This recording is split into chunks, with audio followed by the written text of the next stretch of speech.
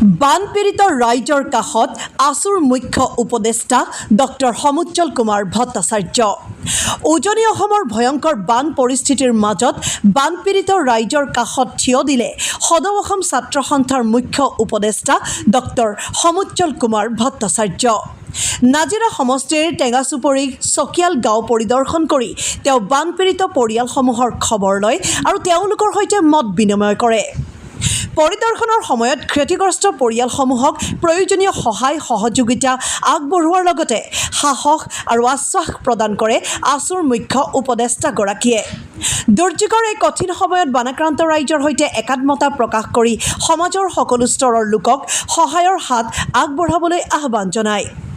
আছুৰ উদ্যোগত আৰু শুভাকাংক্ষী ৰাইজৰ সহযোগত সংগ্ৰহ কৰা বান সাহায্য সামগ্ৰী যেনে চাউল, দাইল, বিস্কুট, খোৱা পানী, অত্যাৱশ্যকীয় খাদ্য সামগ্ৰী আৰু নিত্য ব্যৱহাৰ্য বিভিন্ন সামগ্ৰী বানপীড়িত লোকসকলৰ মাজত বিতৰণ কৰে। এই উপলক্ষে সংবাদ মাধ্যমৰ আগত ডক্টৰ সমুজ্জ্বল কুমাৰ ভট্টাচাৰ্যই কয় যে অসমৰ বান সমস্যা এক পুনৰাবৃত্ত জাতীয় সংকট।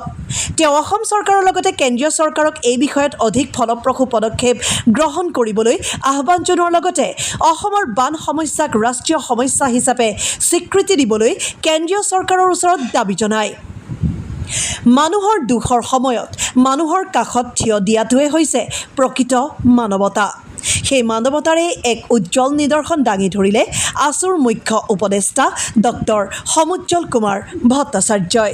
কিন্তু ছাত্ৰ ছাত্ৰীসকলৰ দেখিছোঁ কিতাপ পত্ৰবিলাক তেওঁলোকৰ যিসমূহ যাৱতীয় নথি পত্ৰ উটি গৈছে, এই বিষয়ত কিতাপ পত্ৰ উটি গৈছে, মাৰ্কশ্বিট উটি গৈছে, এডমিট কাৰ্ড উঠি গৈছে, নথি পত্ৰ সকলো উঠি গৈছে। সেইকাৰণে আমি দুখন চিঠি দিছোঁ। এখন মুখ্যমন্ত্ৰী ডাঙৰীয়ালৈ চিঠি দি কৈছোঁ যে ছাত্ৰ ছাত্ৰীসকলৰ যিবোৰ নথি পত্ৰ উঠি গৈছে, যিসমূহ কিতাপ পত্ৰ উটি গৈছে, কিতাপ বহি যিবোৰ নাইকিয়া হৈছে, এইবোৰ সকলো দায়িত্ব অসম চৰকাৰে ল'ব লাগে, বিনামূলীয়াকৈ দিব লাগে আৰু কোনো নিয়মৰ মাজত নিয়মৰ মানে যিটো বান্ধ, সেই নিয়মৰ বান্ধ খুলি দিব লাগে। আনটো কথা আন এখন আমি চিঠি প্ৰধানমন্ত্ৰীলৈ দিছোঁ। অসমৰ সম্পদসমূহৰ দেশৰ সম্পদ বুলি কয়, কিন্তু অসমৰ সমস্যাটো দেশৰ সমস্যা কিয় নহয়? এইটো আমাৰ মনত প্ৰশ্ন, মনত বেদনা, মনত ক্ষোভো আছে, খঙো আছে।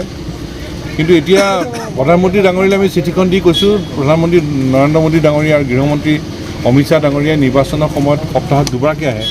এতিয়া আমাৰ ইমান দুৰ্যোগ, এই দুৰ্যোগৰ সময়ত দুয়োগৰাকী আহিব লাগে অসমলৈ, ৰাইজৰ দুৰ্দশাৰ পৰিস্থিতি বুজ ল'ব লাগে আৰু এটা বিশেষ অৰ্থনৈতিক পেকেজ দিব লাগে। কেন্দ্ৰীয় চৰকাৰ, অসম চৰকাৰ, দুয়োখন চৰকাৰে এটা বিশেষ অৰ্থনৈতিক পেকেজ দিব লাগে, এটা স্পেচিয়েল ইকনমিক পেকেজ দিব লাগে। আৰু অসমৰ বানপানী আৰু গৰাখহনীয়া সমস্যাটো যে এটা ৰাষ্ট্ৰীয় সমস্যা, সেই কথাটো পুনৰ প্ৰমাণিত হৈছে, সেইটো প্ৰাসংগিকতা পুনৰ প্ৰতিষ্ঠা হৈছে। গতিকে চৰকাৰে অসমৰ বানপানী খহনীয়া সমস্যাক ৰাষ্ট্ৰীয় সমস্যা হিচাপে সমাধানৰ কাৰণে ক্ষীপ্ৰ ব্যৱস্থা ল'ব লাগে। এতিয়া গতানুগতিক ব্যৱস্থাত কিন্তু নহ'ব, এটা বিশেষ ব্যৱস্থা ল'ব লাগিব।